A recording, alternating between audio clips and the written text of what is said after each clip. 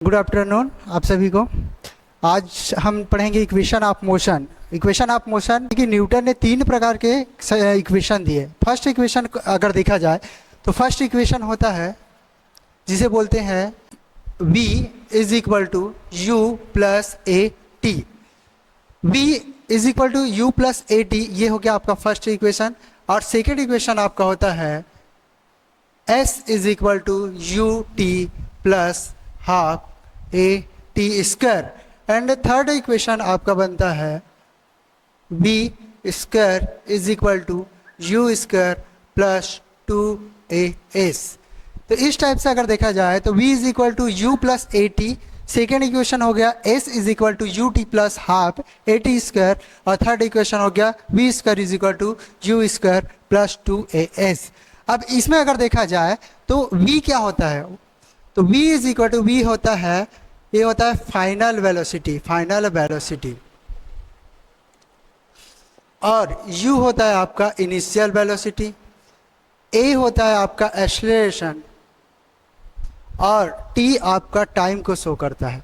तो इस तरह से न्यूटन ने जब ये तीनों सभी इक्वेशन को दिया तो ये इक्वेशन को देने से पहले उन्होंने बताया कि v velocity, a acceleration, t time और s डिस्प्लेसमेंट, इनमें क्या होता है, कुछ ना कुछ क्या होता है, रिलेशन होता है। और इन्हीं रिलेशंस के थ्रू कोई भी किसी भी चीज़ का स्पीड, टाइम, वेलोसिटी या एक्सेलरेशन हम निकाल सकते हैं। तो इसके थ्रू ये बताने का इन्होंने प्रयास किया। अब देखते हैं कि ये क्या होता है। अब ये वर्क कैसे करता है। जैसे सामान्य रूप से अगर देखा जाए तो v is equal to u plus a t. v final velocity, u initial velocity, a acceleration और t क्या होता है, टाइम। मैं इक्वेशन फर्स्ट को लेके चलता हूँ। तो इक्वेशन फर्स्ट में अगर देखते हैं हम, तो इक्वेशन फर्स्ट में ये होता है v इज इक्वल टू अपने पास है u प्लस ए टी। अगर कोई भी ऑब्जेक्ट, ये अगर कोई ऑब्जेक्ट हो गया, वो अगर रेस्ट में है और रेस्ट से ये क्या करता है, चलना प्रारंभ करता है। तो रेस्ट में जैसे अगर ये चलना स्टार्ट होगा, मूव करना स्टार्ट करेगा, तो u की जो वैल्यू होती है वो क्या हो जाती है, ज़ीरो हो जाती है। u की वैल्यू ज़ीरो हो गई तो ये जैसे ही चलना स्टार्ट हुआ तो इसकी वेलोसिटी v में हम काउंट करना स्टार्ट करते हैं और v फाइनल वेलोसिटी हो जाती है। और इसका जो एक्सेलरेशन होता है वो a, वो क्या होता है, कांस्टेंट हो जाते हैं। तो और इसमें एक बच जाता है t, जिसके थ्रू हम इसमें वेलोसिटी और टाइम हम काउंट कर सकते हैं। इसी कारण इसमें अगर इक्वेशन फर्स्ट अगर किसी भी चीज़ का रिलेशन शो करता है तो वो वेलोसिटी v और एंड टाइम t, ये दोनों में क्या करता है, रिलेशन क्रिएट करता है। इसी को आगे देखते हैं। जैसे हमारा फर्स्ट इक्वेशन आया था कि v is equal to u plus a t. तो u की वैल्यू अगर हम यहाँ पे ज़ीरो रखें तो v इज इक्वल टू आ गया अपना a t, v is equal to a t. So v is equal to a t आने से क्या हुआ, a जो होता है ये कांस्टेंट ले लेते हैं इसको। अगर ये कांस्टेंट हो गया तो अगर कोई भी कांस्टेंट को हटाते हैं तो ये डायरेक्टली प्रोपोर्शनल हो जाता है t के। तो इससे ये समझ आता है कि जो ये इक्वेशन होता है वो वेलोसिटी v और टाइम t में क्या करता है, रिलेशन शो करता है। अगर इसी को हम आगे बढ़ाना चाहें तो इसका एक ग्राफ बनाना चाहेंगे। तो ये हो गया टाइम t और ये क्या हो गया, वेलोसिटी v। तो जैसे जैसे वेलोसिटी बढ़ेगी तो टाइम भी क्या हो रहा है, इंक्रीज हो रहा है। तो इसका ग्राफ हम इस तरह से हमें प्राप्त होगा, क्योंकि ये इसके डायरेक्टली प्रोपोर्शनल है। एक होता है इन्वर्सली प्रोपोर्शनल और एक होता है डायरेक्टली प्रोपोर्शनल। इन्वर्सली प्रोपोर्शनल का मतलब होता है एक के बढ़ने से दूसरा घटे, मतलब अगर फर्स्ट इंक्रीज होता है तो सेकेंड वाला क्या होगा, डिक्रीज होगा। लेकिन इसमें ये क्या होता है, डायरेक्टली प्रोपोर्शनल है, इस कारण फर्स्ट अगर इंक्रीज होगा तो सेकेंड वाला भी क्या होगा, इंक्रीज होगा। तो इस टाइप का इसमें हमारा ग्राफ हम देख सकते हैं। तो अब इसी टाइप का हमारा होता है सेकेंड इक्वेशन। और इसी को अगर और आगे देखा जाए फर्स्ट इक्वेशन को, तो हमारा एक और यहाँ से निकल के आता है। जैसे कि हो गया v is equal to a और t। तो मैं a को अगर कांस्टेंट वैल्यू 1 ले लूँ, ठीक, तो a का कांस्टेंट वैल्यू 1 लेने से v इज इक्वल टू हमारे पास आएगा t। अगर इसको एक इससे रिलेटेड क्वेश्चन आ सकता है, अगर ये कोई कार हो गया, ठीक है, जिसकी वेलोसिटी v1 है और तो यहाँ से यहाँ तक इसको आने में t1 टाइम लगता है, तो अगर इसकी एक इसी का दूसरी कार है जिसकी वेलोसिटी v2 है, तो इसको यहाँ से यहाँ तक आने में कितना टाइम लगेगा, ये ऐसा क्वेश्चन आ सकता है। तो इसके लिए हम एक फार्मूला क्रिएट कर सकते हैं कि v1 upon v2 is equal to t1 upon t2। अब इस फार्मूले के थ्रू हम ये बता सकते हैं कि अगर वो v1 वेलोसिटी से चल रहा है तो उनको फाइनल पोजीशन में आने में t1 टाइम लगता है, तो अगर वो कितनी वेलोसिटी से चले कि उसको फाइनल पोजीशन में आने में t2 टाइम लगे, तो इस फार्मूले से हम निकाल सकते हैं। इस फार्मूले को हम तीन तरीके से और देख सकते हैं। जैसे देखा जाए तो v1 इज इक्वल टू, मैं v2 को उधर ट्रांसफर करूंगा तो v2 और डॉट t1 अपॉन t2। ये v1 के लिए कई ऐसे बहुत टाइम होता है कि इसी फार्मूले को डायरेक्ट आपके एग्जाम में पूछ दिया जाता है। सेकंड हो गया, अगर मैं v2 निकालना चाहूँ तो अपने पास हो जाएगा v2 इज इक्वल टू, तो v2 की वैल्यू अगर निकालना चाहेंगे तो v1 t2 अपॉन t1। इस टाइप का हम v1 और v2 की वैल्यू आसानी से निकाल सकते हैं, चाहे यहाँ टाइम निकालने की हो या वेलोसिटी निकालने की हो।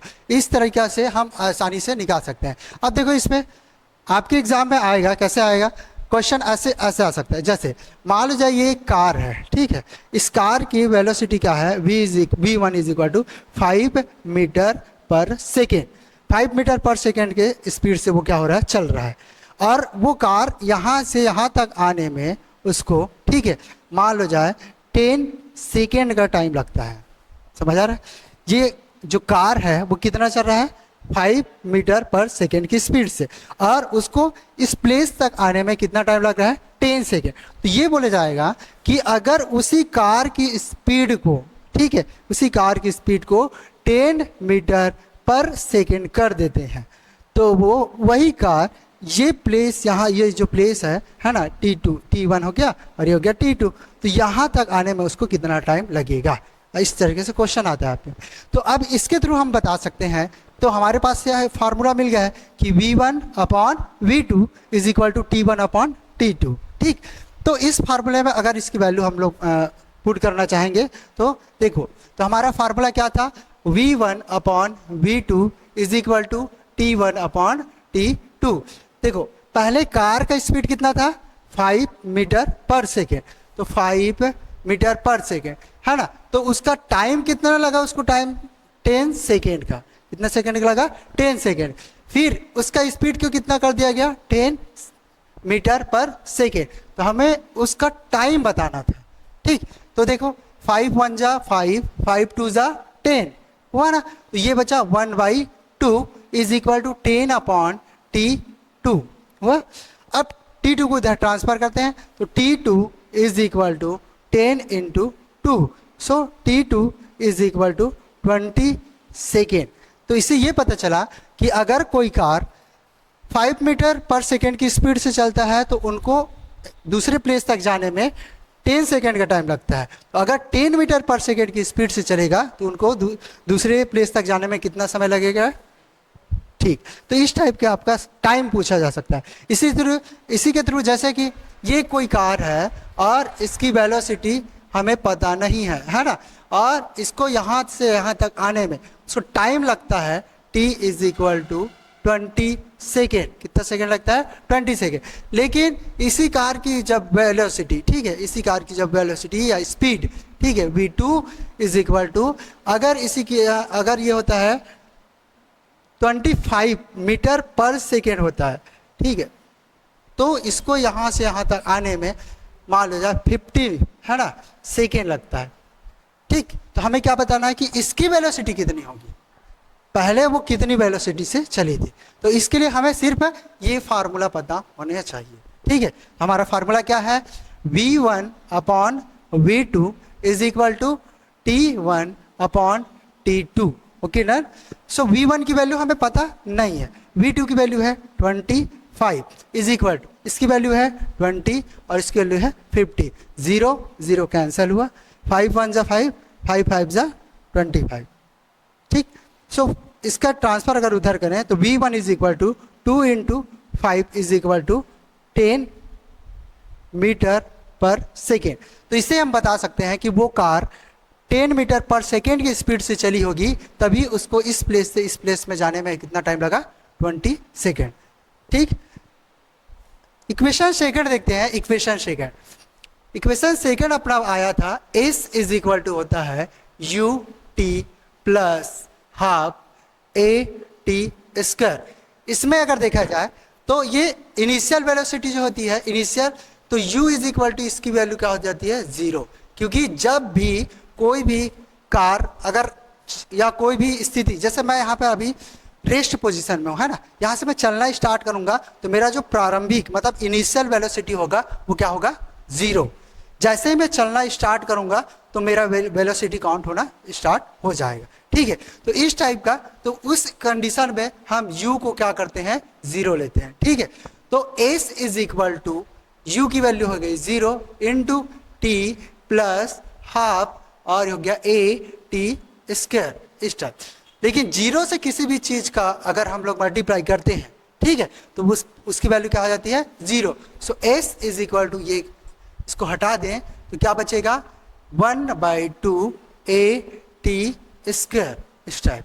ठीक, लेकिन इसमें एक चीज और हमारे पास है a जिसको क्या बोलते हैं, एक्सेलरेशन, है ना। तो ये इसको तो हम लोग हमेशा क्या मानते हैं, कांस्टेंट वैल्यू मानते हैं। तो a इज इक्वल टू इसको मानते हैं कांस्टेंट। ठीक है, तो इसको अगर कांस्टेंट वैल्यू हम लोग मान लिए तो s इज इक्वल टू हमारे पास कांस्टेंट वैल्यू लिए, इस कारण यहाँ पर डायरेक्टली प्रोपोर्शनल हो जाएगा, s directly proportional t square upon 2। तो इस टाइप का हमारे पास क्या आया, एक और इक्वेशन मिलता है। ये सेकंड जो s क्या होता है, तो s इज इक्वल टू मैं अभी बताया डिस्प्लेसमेंट।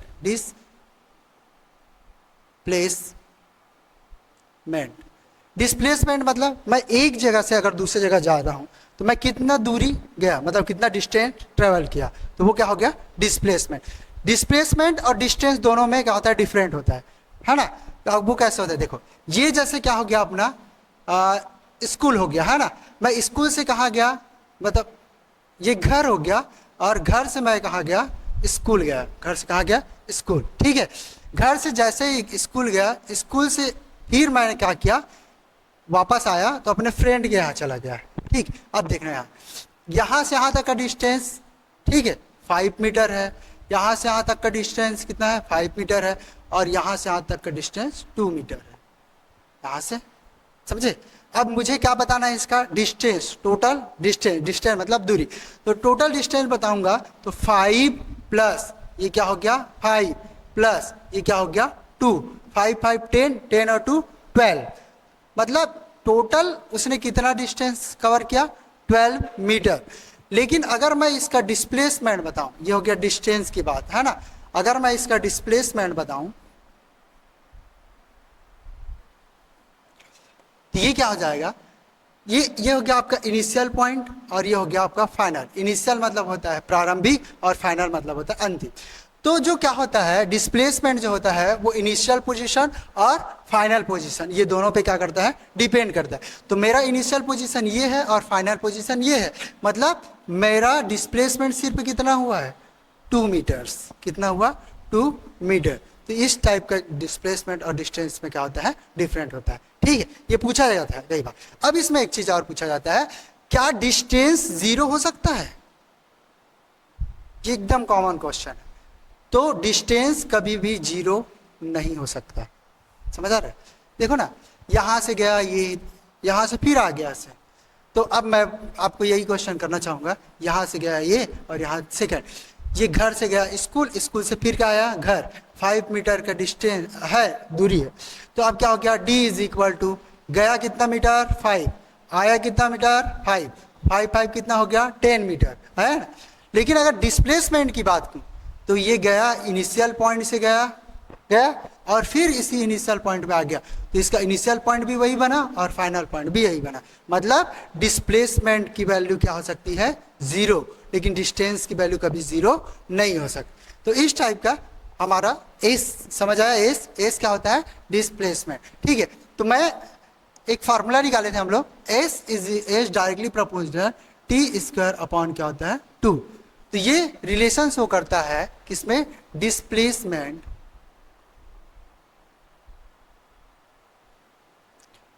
एंड टाइम, ये इन दोनों में क्या करता है, रिलेशन शो करता है। ठीक है, तो अब इसके थ्रू अगर हम बताना चाहें, अगर 2 को मैं इधर ट्रांसफर कर भी सकता हूं, या फिर 2 को अगर नेग्लेक्ट कर दूं, तो a is directly proportional T square ऐसे भी लिया जा सकता है। ठीक, अब a इज डायरेक्टली प्रोपोर्शनल अगर मैं टी स्क्वायर लूँ तो a क्या होता है, देखा एस 1 अपॉन क्या हो गया, एस 2 हुआ इज इक्वल टू इधर T1 square upon T2 square. ठीक, ये हो गया फर्स्ट फॉर्म, ये कई बार आपके एग्जाम में आया। ठीक है, सेकेंड, इसको स्क्वायर है, ये इसको ऐसे भी लिखा जा सकता है, S1 upon S2 is equal to, या फिर T1 upon T2 whole square. ये दोनों में स्क्वायर था तो वो एक बार होल स्क्वायर। जब स्क्वायर को मैं इधर ट्रांसफर करूं तो अपना एक अलग ही फार्मूला बनता है, S1 अपॉन S2, और ये हो गया रूट में, और इज इक्वल टू इधर बना T1 अपॉन T2। तो इस टाइप का हमारा ये हो गया फर्स्ट फार्मूला, ये हो गया आपका सेकेंड फार्मूला, और ये हो गया आपका थर्ड फार्मूला। 3 टाइप हमारा फार्मूला हम बना सकते हैं। ठीक, लास्ट इक्वेशन था थर्ड इक्वेशन। थर्ड इक्वेशन जिसको हम लोग बोलते थे v square is equal to u square plus 2as। ठीक, ये हमारा लास्ट इक्वेशन था। अगर u की वैल्यू को मैं 0 लूं, ठीक है, अगर u की वैल्यू को क्या लूं, 0, तो हमारा क्या हो जाएगा, v square is equal to 0 square plus 2as। ठीक, इसमें अगर देखा जाए तो 0 हो तो हट जाएगा, तो v square is equal to 2as। ठीक, अब देखो इसमें क्या होगा, a जो होता है वो फिर कांस्टेंट वैल्यू बनेगा अपना, तो a is equal to constant, तो अपना हो गया v स्क्वायर डायरेक्टली प्रोपोर्शनल हो जाएगा s की। ठीक है, अगर 2 को नेग्लेक्ट कर दें तो v square directly proportional a, मतलब अगर v की वैल्यू को मैं बढ़ाता हूं, है ना, तो s की वैल्यू भी क्या होगी, बढ़ेगी। अब इससे क्या समझ आया कि v होता है, क्या होता है, वेलोसिटी, और s होता है, क्या होता है, डिस्प्लेसमेंट।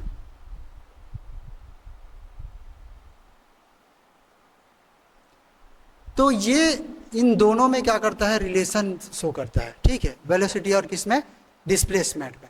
तो इस तरह से हमारा जो इसमें जो रिलेशन है वो बनता है। अब इसमें अगर देखा जाए तो v square is equal to क्या हो गया, s। अगर हम लेना चाहें तो अगर इसका v1 square upon v2 square is equal to s1 और क्या हो गया, s2। सो इसको ऐसे लिख सकते हैं, v1 v2 whole square is equal to s1 s2। तो अपना नेक्स्ट फार्मूला बनेगा v1 upon v2 is equal to root, ये बन जाएगा s1 अपॉन s2। ठीक है, तो इस तरह से हमारा कितना 3 फार्मूला हमें प्राप्त होता है, मिलता है। ये हो गया फर्स्ट, सेकेंड, थर्ड और ये फोर्थ। अब ये कैसे आएगा, जैसे कि यहाँ से देख लेते हैं, v स्क्वायर है अपॉन क्या है, s। तो अगर किसी की velocity v1 is equal to, है ना, 10 मीटर पर सेकेंड है, तो वो कितना डिस्प्लेसमेंट कवर करता है, तो ये हो गया 30 या 100 मीटर का डिस्प्लेसमेंट कवर करता है। तो इस टाइप का ये हो गया s1 की वैल्यू। तो अगर v2 है तो v2 दिया है, मान लो जाए 20, तो हमें s2 की वैल्यू कितनी होगी ये पता करना। तो इस फार्मूले से आसानी से कर सकते हैं। ठीक है, तो इस तरह से हमारा ये तीनों जो फार्मूला होता है वो कंप्लीट होता है। तो फर्स्ट फार्मूला क्या था कि v is equal to u plus a t. Second formula क्या था, v s is equal to u t plus half a t square. और थर्ड फार्मूला था v square is equal to u square plus 2as। ठीक, इन सभी से हम velocity, time, acceleration और डिस्प्लेसमेंट, ये तीनों हम क्या कर सकते हैं, निकाल सकते हैं। ठीक है, ठीक, तो आज हमने 3 इक्वेशन जो होता है न्यूटन के, उनके बारे में हमने जाना। ठीक है, थैंक यू।